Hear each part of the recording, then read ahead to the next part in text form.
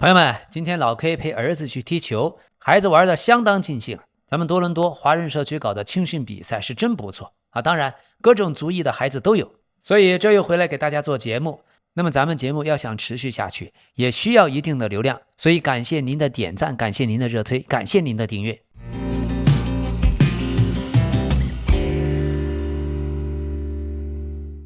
26到27赛季新赛季10大中前卫预测，第一名佩德里，来自巴塞罗那的西班牙球员。佩德里今年23岁，他的角色是节拍器加拖后组织核心加进攻型的8号位。我把佩德里排第一，不是因为他进球最多，而是因为佩德里已经越来越接近一种非常罕见的球员类型，就整支球队踢球的节奏由他来决定。上赛季他的西甲助攻已经来到生涯新高12次，他在西甲场均90分钟能够完成80.4次成功传球，在巴塞罗那只有库巴西中后卫比他做的更多。更有意思的是现在的佩德里已经完全不是很多人印象中的身体很单薄的技术型中场不是。据媒体统计，他上赛季一度累计跑出了约330公里，平均每场比赛超过13公里，这个数据明显高过不少欧洲最顶级的中场。也就是说，过去的佩德里更像伊涅斯塔，但现在的佩德里开始带一点哈维加坎特的工作量。但特别有意思的是冷知识，15岁左右，当时佩德里曾经去皇马试训，结果那次试训非常荒唐，到了马德里碰上了很恶劣的天气，训练甚至受到积雪影响，最后皇马也没看上，也没有留下他。后来佩德里回忆，自己得到的信息基本就是你的水平还不够。但就几年后，这个当年不够皇马水平的小孩，现在成为巴塞罗那，也成为西班牙国家队中场核心。所以如果皇马没有拒绝当年那个瘦弱的来自加纳利群岛的少年，今天的巴萨和皇马的中场又会是什么样子呢？那么佩德里有机会冲击2027年的金球奖，关键只有一条，巴萨要拿到欧冠，这样子起码他的排名会大大提高。佩德里现在的问题并不是踢球的水平，而是他的比赛方式天然就不像姆巴佩或者不像亚马尔那样容易制造精彩的集锦。所以如果他想要进金球前3，巴萨必须至少打进欧冠决赛，而且佩德里必须成为这支球队不可替代的控制核心。目前德转市场已经将他列为全球最有价值的中前卫之一了，而早在2025年的国际足联世界最佳阵容，他已经榜上有名。好，10大中前卫预测第2位维迪尼亚，来自大巴黎的葡萄牙球员，今年已经26岁，他在场上的角色是拖后组织核心加节拍器加自由组织核心。如果老 K 要评选一个世界上最会控制比赛的10个人是谁，那维迪尼亚甚至可以排第一。在大巴黎，真正的发动机许多时候不是前面的邓贝莱或者 K77， 而是位置靠后的维迪尼亚。在26年欧冠决赛，大巴黎击败阿森纳夺冠，维迪尼亚最终就被评选为决赛的最佳球员。就那一场比赛，他有162次触球，150次传球，141次成功。当时欧足联的技术观察团队直接评价他是控制了大巴黎的中场和比赛节奏，这就已经不是普通的传球数据多而已，而是在欧冠决赛最重要的比赛，最高水平的比赛，他都敢于把比赛变成自己的训练场。而有趣的是，维迪尼亚同样有类似于佩德里的故事。当年英超狼队不要的人，5年后就成为世界最佳中场之一了。那还是20到21赛季，维迪尼亚被葡萄牙的波尔图租借到狼队，结果非常失败，狼队甚至拥有买断他的机会，却最终决定不要他。维迪尼亚后来自己承认，当时在狼队的快速反击体系其实并不适合自己，而且上场比赛机会有限，于是只好灰溜溜回到了波尔图。但之后发生什么呢？在波尔图他成为核心，然后去了巴黎圣日耳曼，然后是欧冠冠军，2025年金球奖第3名，再到了2026年连续第2座欧冠冠军，而且是欧冠决赛的 MVP。 所以英超球队狼队连买断费都不愿意掏，这么一个人5年后却控制了欧冠决赛。而在我眼里2027年他甚至会更加危险，因为大巴黎现在最大的优势是他们的实力真是有可能继续连庄继续赢欧冠冠军。而金球奖对于中场球员最困难的问题就是没有大的冠军，你几乎不可能拿金球奖，就算拿了欧冠也不一定就跟当年曼城的罗德里一样。但维迪尼亚现在已经解决了这个问题，他带着球队已经连续2次拿到了欧冠冠军。所以目前唯一限制他的就是数据，特别是进球、助攻数据。如果新赛季他能够做到大约10个进球、15个助攻这样级别的输出，同时大巴黎在欧冠3连冠，那维蒂尼亚完全有可能成为2027年的金球奖前3，甚至冠军。10大中前卫预测第3位，德克兰·赖斯。赖斯大米先生来自阿森纳的英格兰球员，今年27岁，他的角色是 B2B 全能型中场，加上进攻型的8号位，加上持球推进型的8号位。我要特别解释为什么把赖斯算作中前卫。以前过去在西汉姆时期，他更像是6号位防守型中场，但来到阿森纳之后，他是越来越多的以前插8号位的身份出现。现在最可怕的赖斯不是站在后卫前面的赖斯，而是他突然带球向前面冲20米，插进禁区远射或者定位球，同时还能回来抢球这样的赖斯。他实际上已经完成了一次位置上的升级。但是有趣的是，赖斯也有类似的故事。赖斯曾经在7岁就进入了切尔西青训，结果7年后到了14岁的时候，切尔西却决定放弃他。原因甚至不是因为技术差，而是他当时突然长高个子长高了之后，身体协调性出现了大问题。后来的赖斯曾经回忆自己当时的跑动姿势非常奇怪，甚至跟不上其他的孩子。当父亲把切尔西淘汰他的消息告诉他之后，他当场就痛哭然后西汉姆联青训马上把他签走。几年之后，在西汉姆联，他成长为队长，然后22到23赛季作为队长，带领着西汉姆联2-1在决赛中击败了意甲的佛罗伦萨，夺得了欧协联的冠军。这也是他留给铁锤帮的荣誉巅峰和告别的礼物。再然后，他到了英格兰队成为核心，再以 1.05 亿英镑的高身价加盟了阿森纳。所以咱们前面3位在青训阶段都曾经被淘汰。但现在赖斯已经具备了想冲击金球奖需要的一件东西，就是作为球队大腿 carry 的英雄时刻。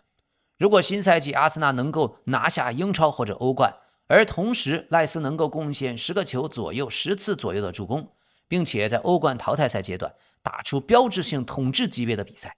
那么他会比绝大多数纯组织型的中场更容易获得金球奖的票数。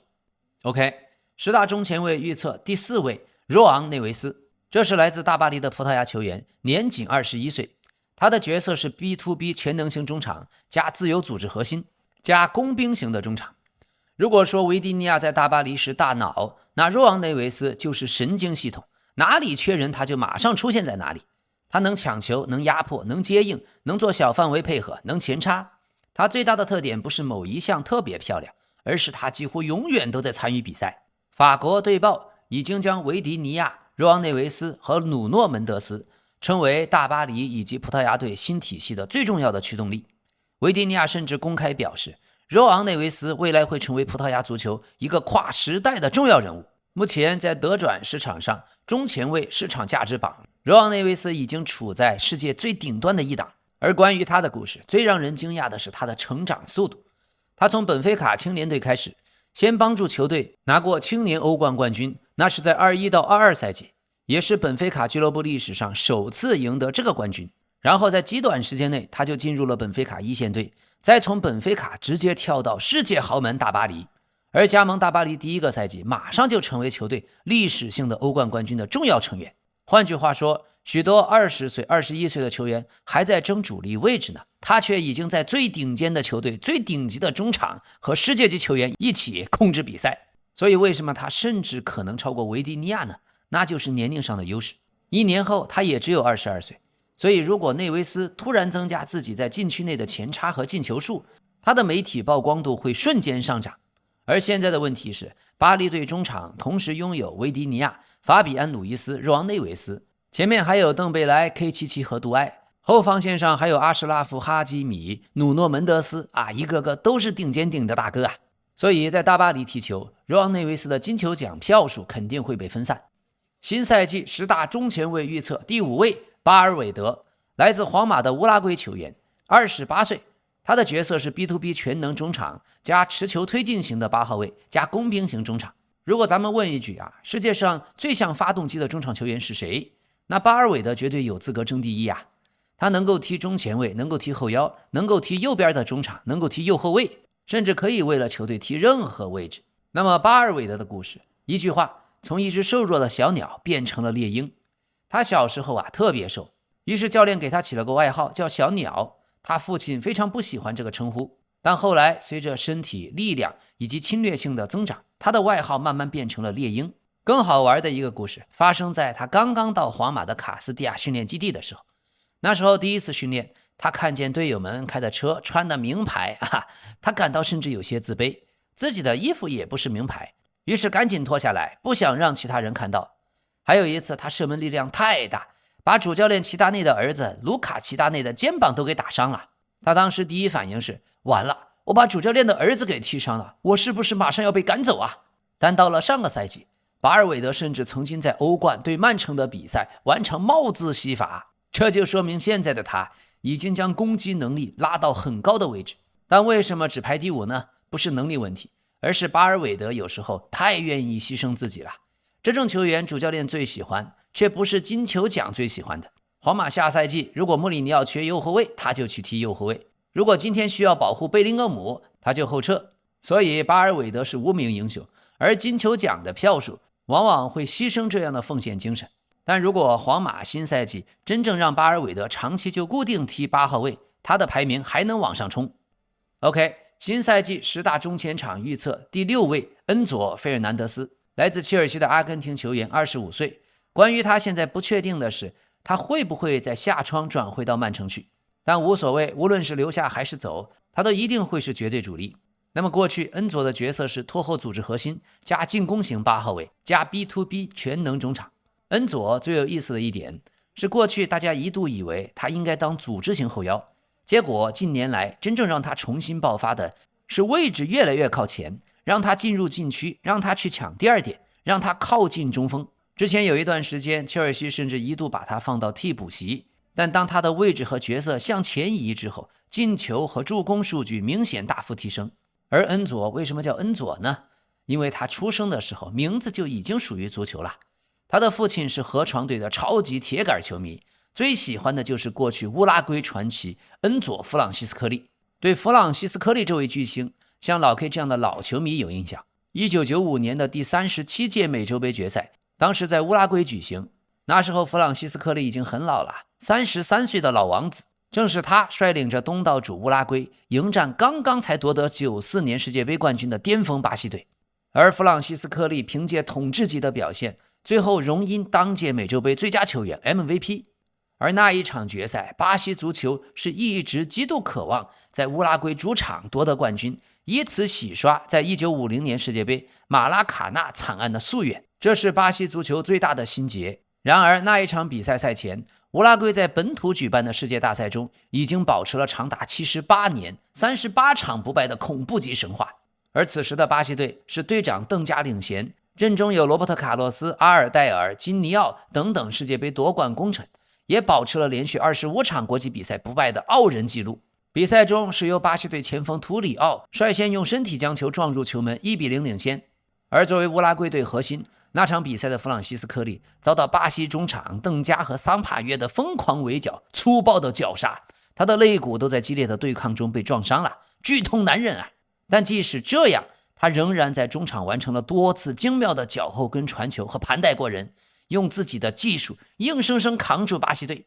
下半场第51分钟，乌拉圭的前场任意球，弗朗西斯科利战术性的掩护，另一位名将巴勃罗本戈切亚轰出了一记极其完美的任意球，直挂死角，连巴西门神塔法雷尔也毫无办法。乌拉圭1-1扳平。当时的美洲杯淘汰赛常规时间打平，直接进入点球大战。这时候队医对弗朗西斯科利表示担忧，因为他的肋骨已经受伤了。但大哥就是大哥，他仍然第一个走向点球点，用队长的身份，因为面前站着的是当时世界公认的点球门神塔法雷尔。但乌拉圭王子优雅一击，冷静轻松发入死角，稳定了军心。随后乌拉圭前4轮点球全部命中，而巴西队在第3轮点球出场的是进球功臣图里奥，他的点球却被乌拉圭门将阿尔维斯神勇扑出。最后乌拉圭队以总比分6-4击败了强大的世界冠军巴西啊！当时也是第14次捧起美洲杯冠军，而且成功延续本土不败的100年神话。那场决赛是乌拉圭王子弗朗西斯科利国家队生涯最完美的谢幕战。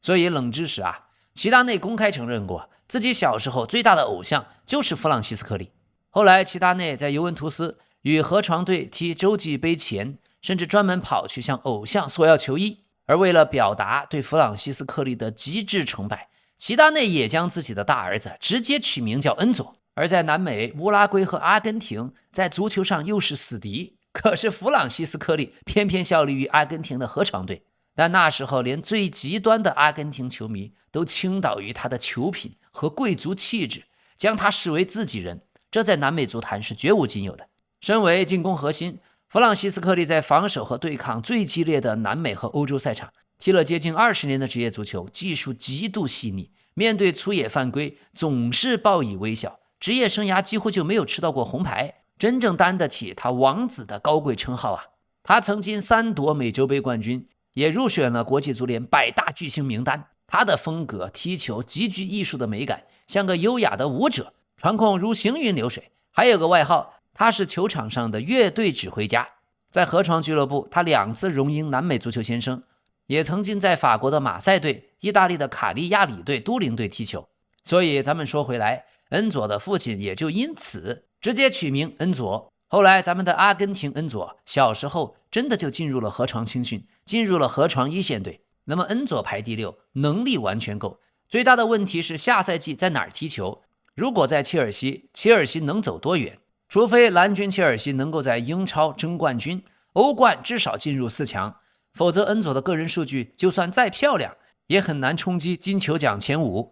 新赛季10大中前卫预测第7位法比安·鲁伊斯，同样来自大巴黎，他是西班牙球员，今年已经30岁。他的角色是内部空间中前卫加进攻型8号位加节拍器。法比安·鲁伊斯是一个很容易被漏掉、被忽视的球员。如果只看名气，他可能进不了前10。但在最近的2场大赛，26年的世界杯决赛，还有26年的欧冠决赛，他都是主力首发登场啊！而且2年前的德国欧洲杯决赛，法比安·鲁伊斯同样是绝对主力，同样首发。所以西班牙队连续获得欧洲杯和世界杯冠军，他是功不可没的核心之一。大巴黎连续夺得欧冠，他也是核心成员之一。所以甚至就在这个月，维迪尼亚公开谈论金球奖，就特别点了法比安·鲁伊斯的名字。西班牙媒体也已经把他列进26年金球奖的重要候选名单。所以他就是属于那种队友和教练觉得超级重要，但普通球迷很容易忽略的球员。不过看比赛，老 K 是喜欢看法比安·鲁伊斯的，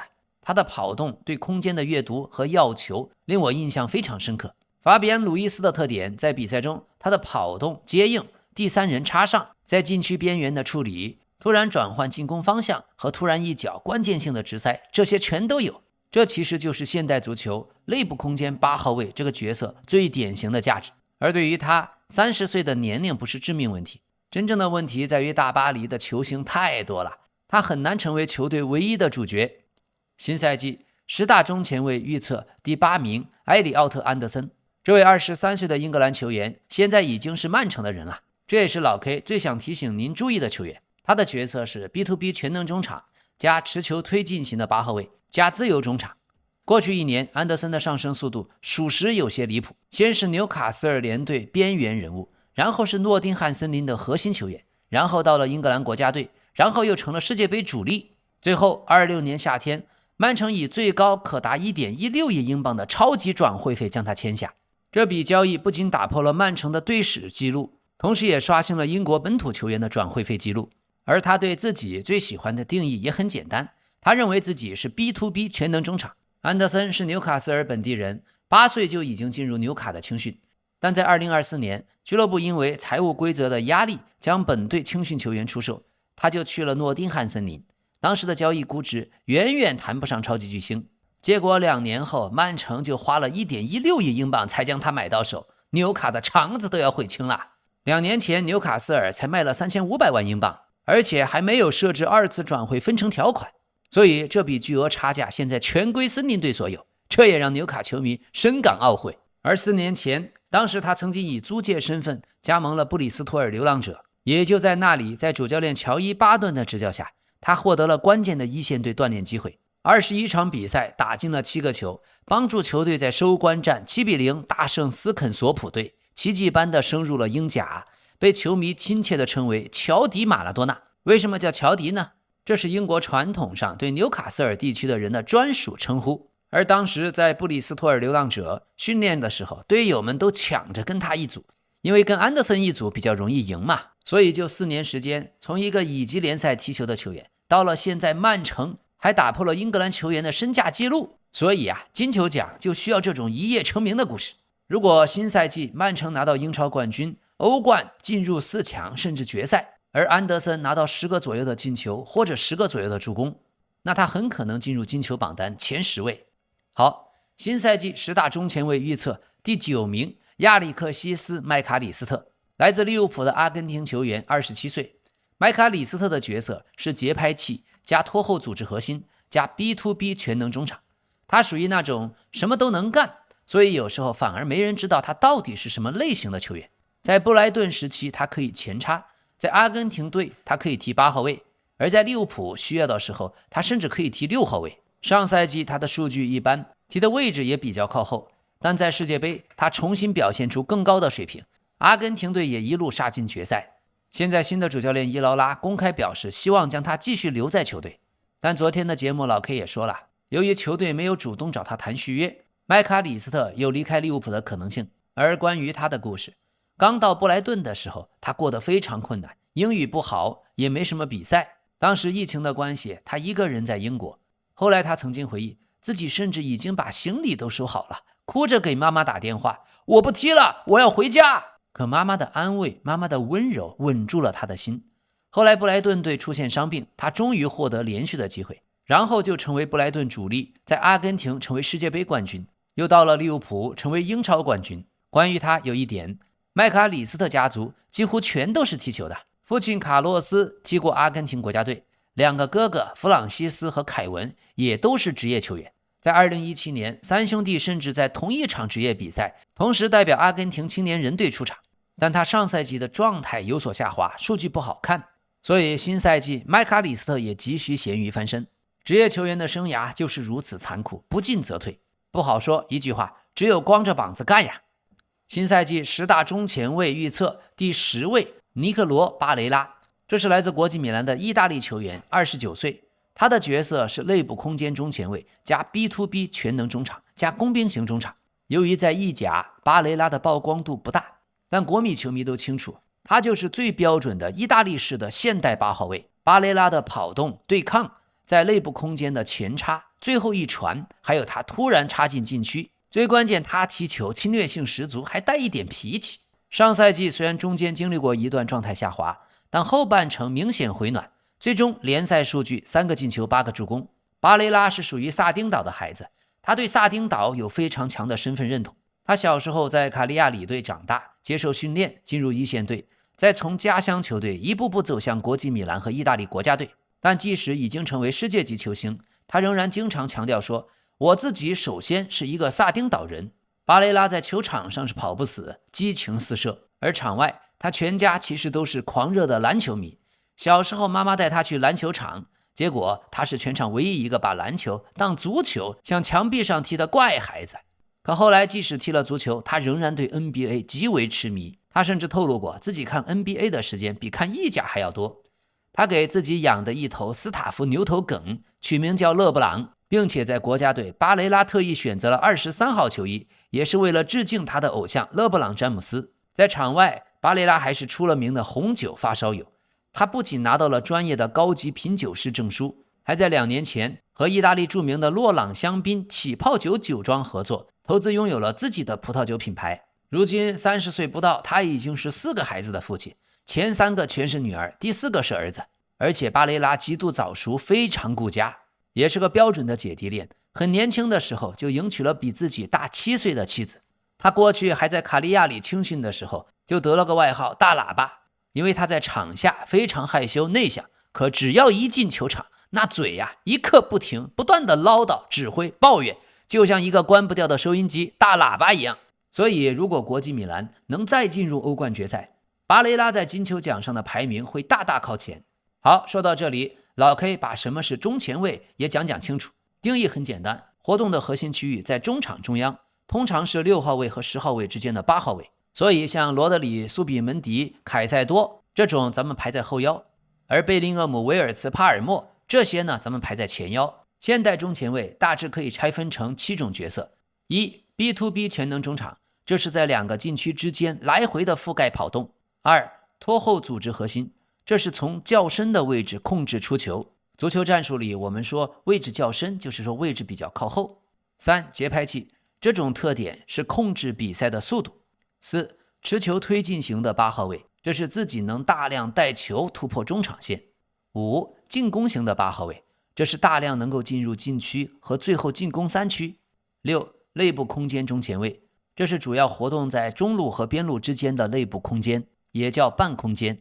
七、自由组织核心，这种球员没有固定的站位，总是到处接球组织。而一个顶级的中前卫通常不是单一类型的，而是同时能占2、3项。除了今天榜单上的10位球员，落选的还有像加维，他的实力非常接近前10，但在世界杯他不是西班牙队首发，在巴塞罗那内部他现在也不是主力，所以加维的职业生涯咱们还得再观察。另外还有赖因德斯，他也是最顶级的中前卫之一，但由于最近的转会传闻，他正在离开曼城，准备前往沙特的卡迪西亚队踢球，所以只能暂时将他剔除。今天的重磅新闻，曼城再次拒绝了巴塞罗那的第3份报价。曼城仍然坚持，这位24年的金球奖得主价格就是8000万欧元。过去巴塞罗那第1份报价5000万，第2份报价接近7000万，第3份报价据说是6500加1000万，而且塞尔电台说这是第3次也是最后一次报价罗德里。那么再次被拒绝以后，老 K 估计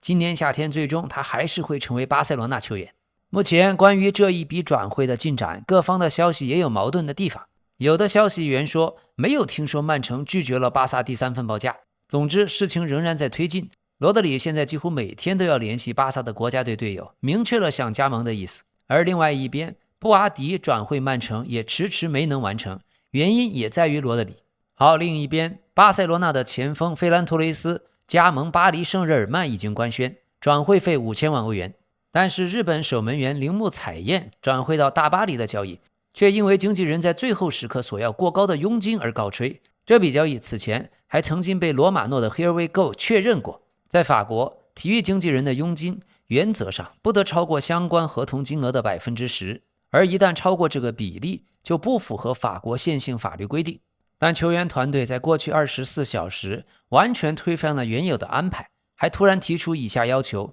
首先要500万欧元的经纪人佣金，然后自2027年起要保证铃木彩彦的主力门将地位，另外仅仅接受被租借到参加欧冠的俱乐部。面对这些最后一刻的要求，双方在今天的午餐会上发生了激烈冲突，大巴黎立刻关上了大门，拒绝向这种手段让步。而英超的阿斯顿维拉已经正式接触铃木彩彦，愿意向帕尔马匹配大巴黎3500万欧元的报价。那么如果铃木彩彦去维拉队，维拉的门神大马丁内斯又去哪儿呢？现在尤文图斯正在继续关注。好，切尔西的佩德罗内托，现在他已经和沙特球队利雅得新月就个人条款达成一致，切尔西也愿意出售，只是价格大约要6000万欧元。利雅得新月有信心和切尔西达成全面协议，谈判仍然在进行中。现在马赛和本菲卡队有意切尔西后卫托辛阿达拉比奥尤，而雅克松和德拉普也有可能离队。而马竞今天已经官方宣布，从热刺签下了阿根廷国脚中卫罗梅罗，双方签约到了2031年。罗梅罗官宣1小时后就已经立刻参与到马竞的训练，他的转会费是3300万欧元加700万欧元的浮动。另外，巴塞罗那的前锋费兰托雷斯在他加盟大巴黎官宣当天，个人的 Instagram 账号粉丝数出现了明显下降，过去14天一共净减少了207077名粉丝，仅仅8月15日一天就净减少了超过14.4万人。而巴塞罗那的官方微博也在同步这则消息的时候闹出了乌龙，转发了自己的公告，还配文道：太好了太好了，喜报喜报。但现在这则内容已经被删除。好，阿根廷跟队记者今天报道，恩佐费尔南德斯已经做出决定要离开切尔西，他现在更可能去曼城。曼城已经开出了约 1.2 亿英镑的报价，如果略微再提高报价，就很可能会签下恩佐。而国际米兰已经官方宣布热刺后卫斯彭斯加盟，转会费3000万欧元加500万欧元。同时热刺队还和曼城的萨维尼奥已经达成口头协议，曼城正在等待热刺8500万英镑的报价。这个价格如果真成了，那也太贵了。热刺兄弟，你是冤大头吗？好，还有今天在 AC 米兰对曼联的友谊赛中， AC 米兰最终4-2逆转了曼联，贡萨洛1个进球2个助攻， AC 米兰的丘库埃泽、西塞、齐克都有进球。而曼联方面，马奎尔和多古破门，逼费的点球被扑出。本来赛前曼联球迷急切盼望能够击败阿莫林的球队，但最终却看到了阿莫林短短时间在 AC 米兰的训练是真有东西啊！无论比分还是场面都被 AC 米兰爆杀。阿莫林的训练质量已经体现出来，特别是贡萨洛那个进球一系列的配合，米兰队连着控球至少得有2分钟。那么如果新赛季卡里克带曼联带得不好，球迷们已经快忍不住想喊出那句熟悉的台词了：阿莫林，你千古奇冤呀！好，轻松一下，埃及队主教练哈桑，他的2任妻子竟然当街打架。哈桑的第2任妻子丹娜亚当说，在争吵升级以前，她丈夫的前妻朝自己脸上泼了一杯热饮，随后她遭到了殴打，还被脱离座位。她的儿子们事发时也在场，并且也遭到了袭击，而哈桑本人也在现场，但他没有办法解决纠纷，也没有办法控制局面。后来第2任妻子和孩子们在救援人员到达的同时离开了那里，并宣布打算对袭击他的人采取法律行动。另外，权威的《太阳报》发来报道， C 罗和乔治娜在秘密婚礼前一天签署了婚前协议，已经约定好双方实行财产分离。如果2人离婚，乔治娜得不到 C 罗的财产，只能每月分得8.5万英镑。与此同时，乔治娜也有自己的商业项目，他和 C 罗将分别保留登记自己名下的财产，而只有明确登记在双方共同名下的资产才会有2人共同拥有。据统计， C 罗的净资产达到10亿英镑以上，而乔治娜如果分手，每月要获得的8.5万英镑的安排，也是在2人的女儿阿拉娜出生以后开始形成的，目的是保障乔治娜和孩子们的经济安全。要说其实这也挺合理的，2个人结婚是为了真爱，不应该是为了资产，对吧？但这个事情见仁见智，我们也只能尊重当事人的安排。好的，感谢大家的支持，节目要想持续下去需要一定的流量，所以感谢您的点赞热推，感谢您的订阅，咱们明天再见。